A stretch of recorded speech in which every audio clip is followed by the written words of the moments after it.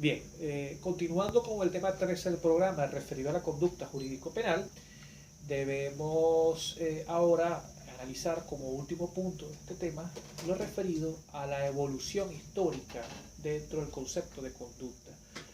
¿Cuáles han sido los distintos conceptos que ha dado la doctrina para poder entender qué es la conducta jurídico-penal, qué es la acción?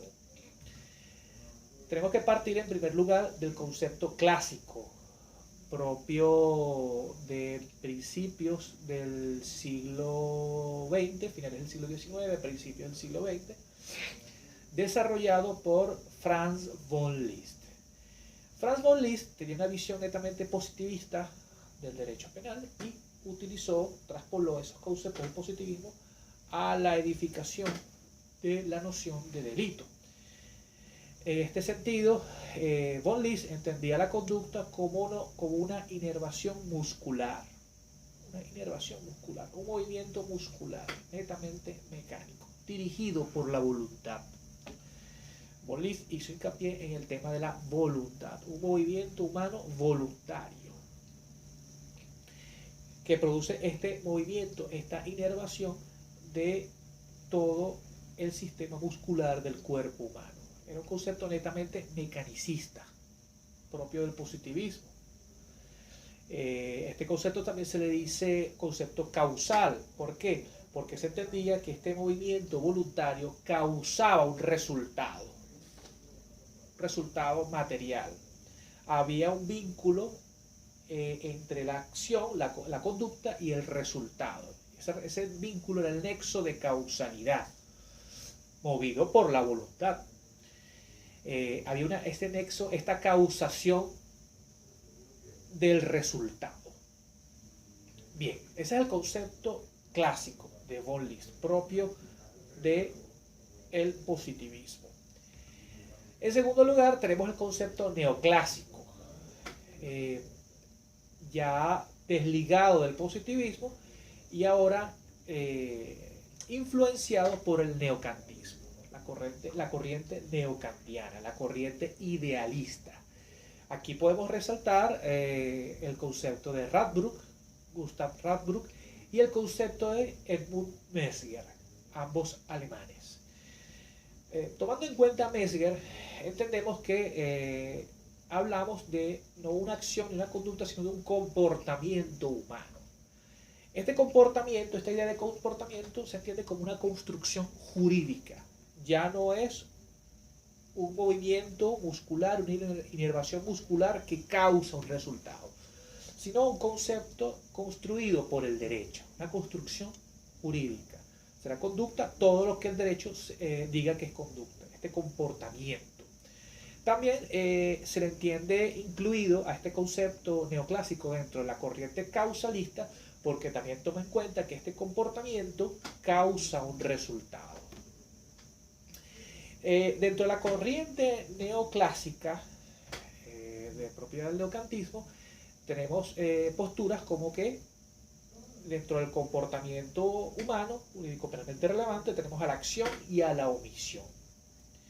Aquí tenemos la obra de Radbruch, que es una obra interesantísima sobre este punto, esta teorización del concepto de conducta, desde esta perspectiva. En tercer lugar, tenemos otra postura, otro concepto de conducta jurídico-penal, y es el concepto finalista. El concepto finalista, desarrollado por Hans Welsel, también en Alemania, está influenciado por el ontologismo fenomenológico. Welsel respondió a la escuela neoclásica. Él dijo, la conducta no puede ser una construcción jurídica, una construcción del derecho. La conducta debe tomar en cuenta datos de la realidad. Por eso hablamos de lo ontológico en este supuesto. La conducta existe en la realidad. Ahora bien, esta conducta, este concepto de conducta o de acción de Welsel tiene un añadido fundamental que le agregó este autor, que es la idea de finalidad. Para Welsel, toda conducta debe estar dirigida a un fin, debe estar encaminada a un fin. Por eso se habla de finalismo y él desarrolla esta idea de conducta. Belzel plantea dentro de la estructura de la conducta lo siguiente. Él dice, la conducta o la acción tiene dos partes. Una parte subjetiva que se produce en el fuero interno del sujeto y una conducta, una parte objetiva, externa, por decirlo así. La parte que ocurre dentro del fuero interno del sujeto, a su vez, está compuesta de la siguiente forma. Tenemos en primer lugar una primera etapa que es la anticipación del fin. El sujeto anticipa el fin que quiere conseguir con su conducta. En segundo lugar, tenemos otra etapa que es la selección de los medios. El sujeto selecciona los medios que va a emplear para realizar su conducta criminal. Y en tercer lugar, la evaluación de las circunstancias concomitantes o los efectos concomitantes. ¿Cuáles son los efectos concomitantes que su conducta puede ocasionar? Estas tres etapas, anticipación del fin, selección de los medios y evaluación de las circunstancias concomitantes, ocurren dentro del fuero interno del sujeto en la mente. Pasamos entonces a la segunda etapa de la conducta, según Belzel, que es la exteriorización. El sujeto comienza a ejecutar el hecho, la conducta. Es la exteriorización. Una vez que anticipó el fin, una vez que seleccionó los medios y una vez que evaluó las circunstancias concomitantes, el sujeto entonces comienza a ejecutar, a exteriorizar su voluntad final. Esa es la estructura del concepto de conducta para Belzel. En Venezuela, este es el concepto que se maneja a nivel de jurisprudencia. Un ejemplo de ello puede ser la sentencia 190 del 23 de mayo de 2011 de la Sala de Casación Penal del Tribunal Supremo de Justicia, el caso Moisés Silva Arape. En esta sentencia, donde se sentenció un caso de homicidio intencional, se dejó claro que el concepto finalista es el que aplica en el derecho penal venezolano.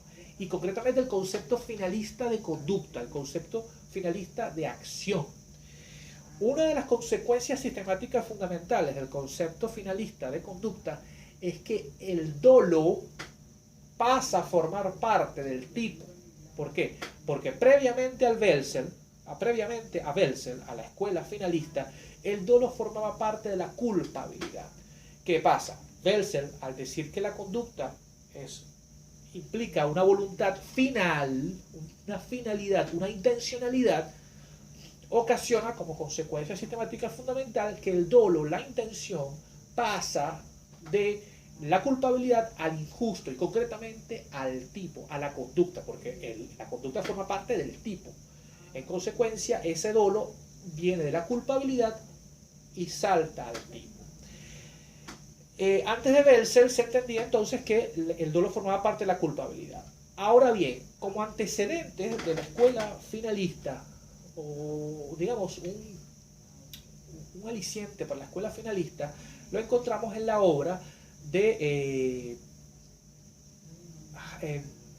Nicolai Hartmann, filósofo europeo también.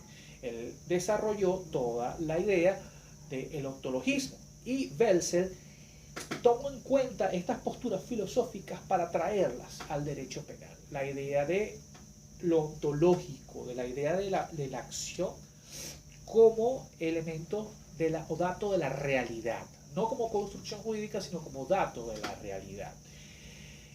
A ver, ¿cuáles son las consecuencias políticas fundamentales de esta visión de conducta? Bueno, básicamente es que hay una sensible y ostensible selección del ámbito de lo punible, hay una reducción del ámbito de lo punible. Muchos hechos que antes se entendían como delito o que podían entenderse como delito dejan de serlo. En este sentido, solo lo que implique una voluntad final, todo hecho humano voluntario y externo y final, deberá ser objeto de delito. ¿Cuál es el peligro del concepto neoclásico? Que se deja al derecho la libertad de construir el concepto de conducta. Es decir, si el derecho dice que los caballos realizan conducta, entonces los caballos deben responder penalmente. Esto obviamente en un Estado democrático, social de derecho y de justicia es absolutamente inconcebible.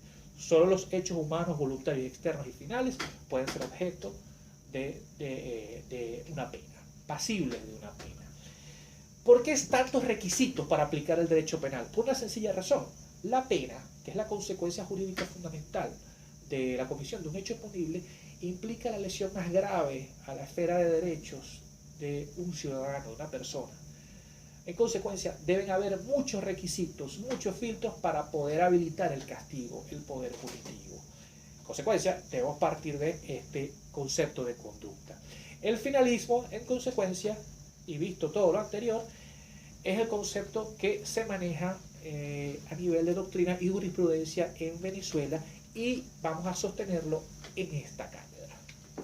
Muchas gracias.